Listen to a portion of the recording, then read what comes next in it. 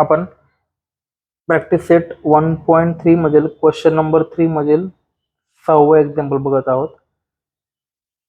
2x plus 3y is equal to 2 आणि x minus y upon 2 is equal to 1 upon 2. First step काय करायची, ह्याला 1 number नाव, ह्याला 2 number now. 2x plus 3y is equal to 2 हे 1 नंबरचं. x minus y upon 2 is equal to 1 upon 2 हे 2 नंबरचं. आता हे दोन्ही एक्झाम्पल आपल्याला क्रॅमर्स रूलने सॉल्व्ह करायचे. हे दोन्ही इक्वेशन आपल्याला क्रॅमर्स रूलने सॉल्व्ह करायचे. तर सॉल्व्ह करण्याच्या आधी आता इक्वेशन 2 मध्ये बघा अपॉनला 2 आहे, तो आपल्याला घालवावा लागेल. तर ह्या अपॉनचा 2 घालवण्यासाठी ह्या पूर्ण इक्वेशनला मी 2 ने मल्टिप्लाय करणार. कितीने? 2 ने, कारण की मला अपॉनचा 2 घालवायचा आहे.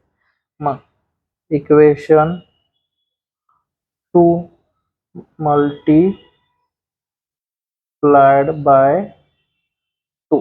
ठीक आहे. मग x minus y upon 2 is equal to 1 upon 2. या पूर्णला 2 ने मल्टिप्लाय केलं तर या x ला 2 ने मल्टिप्लाय केलं 2x, या y अपॉन 2 ला 2 ने मल्टिप्लाय केलं म्हणजे इकडे y अपॉन 2 मल्टिप्लाइड बाय 2. तर हा 2 ने हा 2 गेट कॅन्सल, उरला फक्त y. आणि ह्या 1 अपॉन 2 ला पण सेम 2 ने मल्टिप्लाय केलं, सेम 2 अपॉन 2 कॅन्सल होणार आणि उरणार 1. हे इक्वेशन नंबर 3. समजलं का केलं मी 2 ने मल्टिप्लाय? कारण मला खालचे 2 कट करायचा होता म्हणून. हे इक्वेशन नंबर 3. मग आता आपण ह्या इक्वेशन 1 ला आणि 3 ला कम्पेअर करून घ्यायचं. कोणासोबत? a1x plus b1y is equal to c1 and a2x plus b2y is equal to c2 सोबत. मग let's compare equation with a1x plus b1y is equal to c1 and काय a2x plus b2y is equal to c2.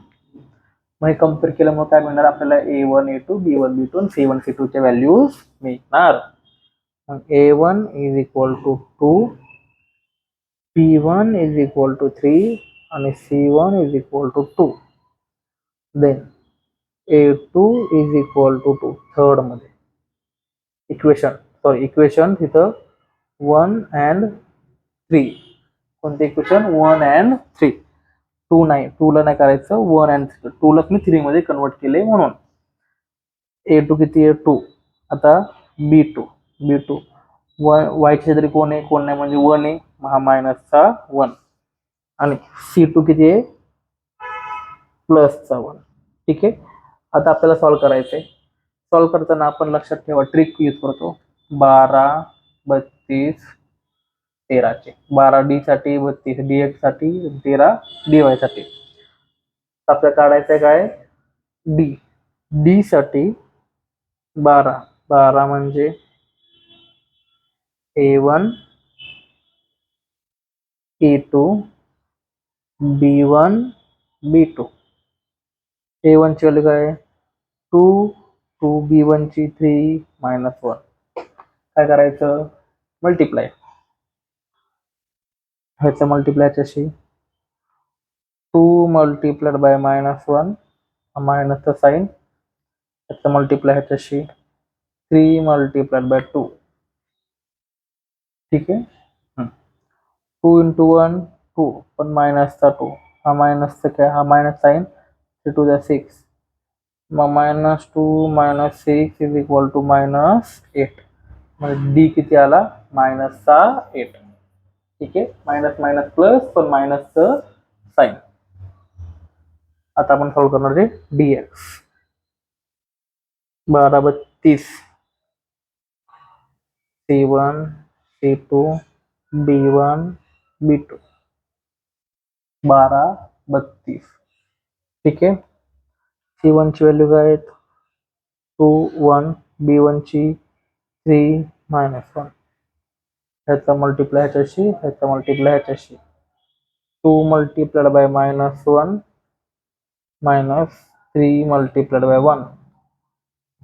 2 1 जा 2 पण minus चा 2 आणि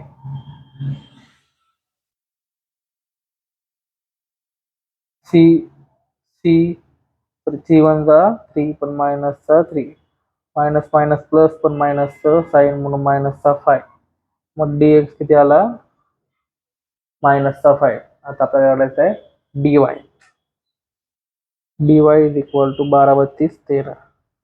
13 म्हणजे काय a1 a2 आणि c1 c2. a1 किती आहे आपल्याकडे 2 आणि 2. c1 किती आहे 2 आणि 1. ह्याचा मल्टिप्लाय ह्याच्याशी ह्याचा मल्टिप्लाय ह्याच्याशी.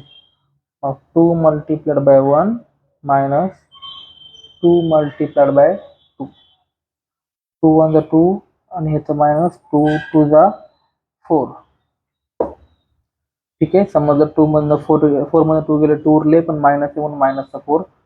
मग dy किती आला मायनसचा 2. आता dx आला d आला आणि dy आला. त्याच्यावरून आपण x आणि y ची व्हॅल्यू काढून घ्यायच्या. ते कसे काढणार बघा. x is equal to dx upon d. dx ची व्हॅल्यू आली -5 आणि d ची व्हॅल्यू आली -8. Minus minus cancel. x ची व्हॅल्यू आली 5 upon 8.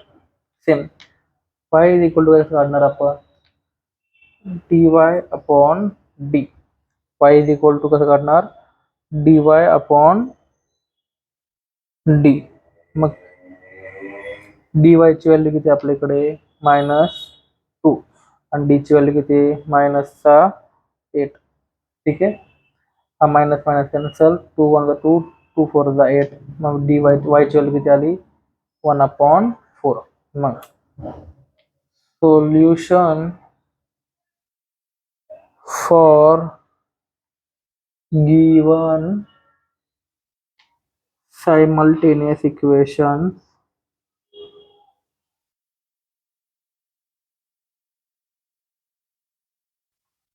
is x comma y is equal to 5 upon 8 comma 1 upon 4. ठीक आहे. समजलं प्रत्येकाला. आपण कुठला रूल यूज करत होतो क्रॅमर्स रूल. आणि आपण कुठली ट्रिक यूज केली 12 32 13 ची. ठीक आहे. आपले 1.3 संपलेले आहे प्रॅक्टिस सेट.